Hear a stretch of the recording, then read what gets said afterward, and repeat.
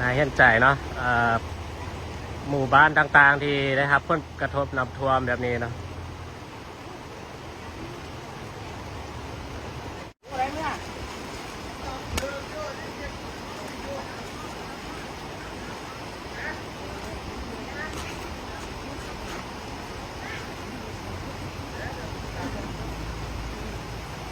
ผู้ใหญ่แท้ก็โอเคเนาะหน่อยน้ำเปลี่ยนแต่ผู้น้อยนะเด็กน้อยนี่ต้องได้เอาใจใส่กระเบื้องเนาะระมัดระวังนะอยู่จุดที่น้ำนี่ไล่แหกเลยเนาะ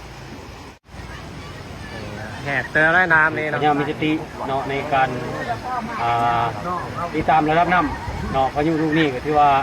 เป็นลูกนึงที่ลูกกระพิษเนาะ ประมาณเพียงกลางท่าเนาะ เนาะตลอด ไปได้อยู่เนาะ เข้าเวียดนามแล้วก็เข้าภาคใต้ของเราเนาะนับแต่สวรรค์เขตลงมาอัตตปือเนาะก็ถือว่า ไทยธรรมชาติ ระดับน้ำเฮาอยู่เขตและน้ำเฮาก็ได้